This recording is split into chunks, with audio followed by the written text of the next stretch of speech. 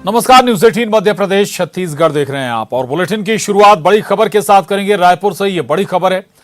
थोड़ी देर में भूपेश कैबिनेट की बैठक होने जा रही है। मुख्यमंत्री भूपेश बघेल ने कैबिनेट बैठक बुलाई है। विधानसभा परिसर में कैबिनेट की बैठक होगी। 2 संशोधित विधेयक को मंजूरी मिल सकती है।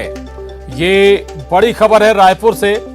कुछ ही देर में भूपेश कैबिनेट की महत्वपूर्ण बैठक होने जा रही है। मुख्यमंत्री भूपेश बघेल ने कैबिनेट बैठक बुलाई है और विधानसभा परिसर में कैबिनेट की बैठक होगी। 2 संशोधित विधेयक को मंजूरी दी जा सकती है।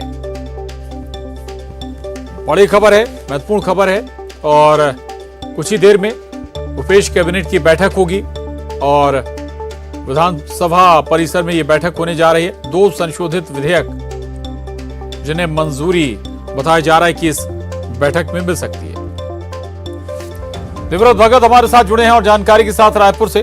दिव्रत, महत्वपूर्ण बैठक, 2 विधेयक भी मंजूरी इन पर मिल सकती, क्या और डिटेल इस बैठक से जुड़ी हुई?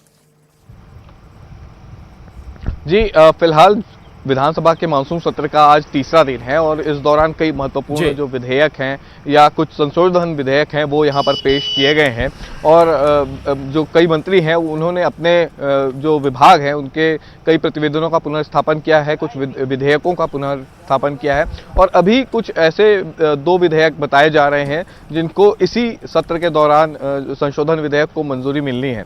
लिहाजा कोई भी विधेयक जब सदन में पेश किया जाता है उसके पहले कैबिनेट की मंजूरी जो होती है वो बहुत ज्यादा जरूरी हो जाती है और इसलिए अभी आनंदपुर में ये बैठक का फैसला लिया गया कि दोपहर 1:30 बजे से ये बैठक शुरू होगी जिसमें मुख्यमंत्री भूपेश बघेल और पूरी कैबिनेट उनकी मौजूद रहेगी और उनकी मौजूदगी में 2 संशोधन विधेयक को मंजूरी मिलेगी और उसके बाद इसे सदन में लाया जाएगा। तो कुल मिलाकर के जो विधेयक है ये हो सकता है कि कल इसे सदन में पेश किया जाए और आज कैबिनेट में इसकी मंजूरी दी जाए। तो फिलहाल ये 2 संशोधन विधेयक है जिनको लेकर के ये पूरी कैबिनेट हो सकती है। इसके अलावा सदन में जो भी कार्रवाई चल रही है और इस दौरान जो मंत्रियों का परफॉर्मेंस है, क्योंकि लगातार जो मंत्री हैं वो विपक्ष से घिरते जा रहे हैं, तब ऐसे में ये भी हो सकता है कि बैठक के दौरान मुख्यमंत्री खुद इसको लेकर के सभी तमाम मंत्रियों से चर्चा करें और क्योंकि अभी 27 तारीख तक के ये पूरा सत्र चलना है, लिहाजा आने वाले समय की जो रणनीति है वो भी इस बैठक में तैयार की जा सकती है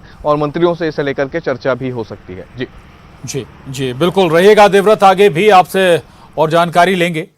और एक और बड़ी खबर है, मानसून सत्र का तीसरा दिन है आज और सदन में आज विपक्ष के तेवर तीखे नजर आएंगे। अधूरी सड़कों और स्वीकृत सड़कों के निर्माण पर भी हंगामा संभव है। सरकार से जवाब से असंतुष्ट विपक्ष ने वॉकआउट भी कर दिया। धान खरीदी के मामले पर भी सदन में जमकर हंगामा हुआ। सत्ता पक्ष और विपक्ष के बीच जमकर तीखी नोकझोंक भी हुई है।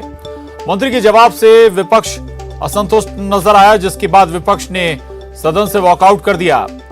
सदन में नवनिर्वाचित राष्ट्रपति को भी शुभकामनाएं दी गई। मुख्यमंत्री भूपेश बघेल ने द्रौपदी मुर्मू को बधाई दी। सदन की ओर से उन्होंने बधाई और शुभकामनाएं दी। नेता प्रतिपक्ष धर्मलाल कौशिक ने भी द्रौपदी मुर्मू को बधाई दी है। तो ये बड़ी खबर है, मानसून सत्र का आज तीसरा दिन है और आज भी जोरदार तीखे अंदाज में नजर आया विपक्ष और खासतौर से अधूरी सड़कों और स्वीकृत सड़कों के निर्माण पर भी विपक्ष ने जमकर बवाल काटा, जमकर हंगामा किया। सरकार के जवाब से असंतुष्ट विपक्ष ने इसके बाद वॉकआउट भी कर दिया। पद का चुनाव संपन्न हुआ।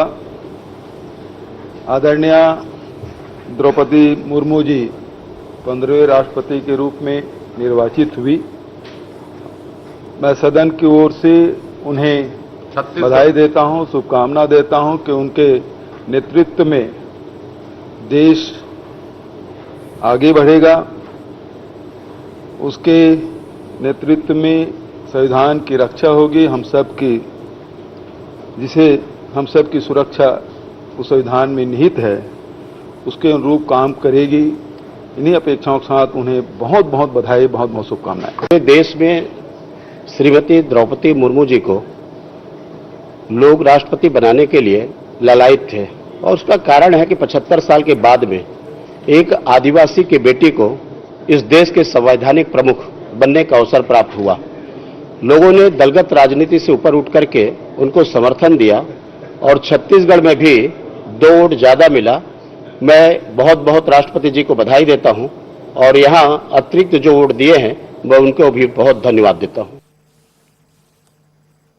तो आपको बता दें कि दरअसल एक तो क्रॉस वोटिंग द्रौपदी मुर्मू के मामले पर हुई और इसको लेकर भी जो विपक्ष है वो उत्साहित है, लेकिन दूसरी बात अलग अलग जो मसलों पर लगातार सत्ता पक्ष को घेर रहा है विपक्ष। देवव्रत भगत हमारे साथ लगातार बने हुए हैं। देवव्रत, विपक्ष की संख्या कम है लेकिन जोरदार कहें कि सवाल जवाब चल रहा है, हंगामा भी हो रहा है सदन में। जी, क्योंकि अभी इस वक्त मानसून सत्र में ये देखा जा रहा है कि सत्ता पक्ष से ज्यादा जो होमवर्क है वो विपक्ष द्वारा किया गया है और शायद इसलिए विपक्ष में विधायकों की संख्या भले कम है लेकिन सत्ता पक्ष के मंत्रियों पर विपक्ष भारी पड़ता हुआ यहाँ पर दिखाई दे रहा है। कई सारे सवालों में मंत्री ही घिरते हुए दिखाई दे रहे हैं और आज भी जिस तरह से सड़क का मसला छाया रहा, इसके अलावा धान का मामला रहा जिसमें विपक्ष के तीखे तेवर दिखाई दिए और इन दोनों ही मामले में विपक्ष ने वॉकआउट किया है। काफी गहमा गहमी रही, शोरगुल हुआ और पिछले 2 दिनों से हम देख रहे हैं कि जब विधानसभा का मानसून सत्र चल रहा है इस दौरान लगातार हंगामा हो रहा है, शोर शराबा हो रहा है, लेकिन सत्ता पक्ष के मंत्री भी घिरते हुए नजर आ रहे हैं। पहले दिन ये देखा गया कि मंत्री रुद्र गुरु घिर गए, दूसरे दिन हमने मंत्री कवासी लखमा को घिरते हुए देखा और आज भी यही स्थिति अमरजीत भगत की रही जब खाद्य विभाग के सवाल चल रहे थे।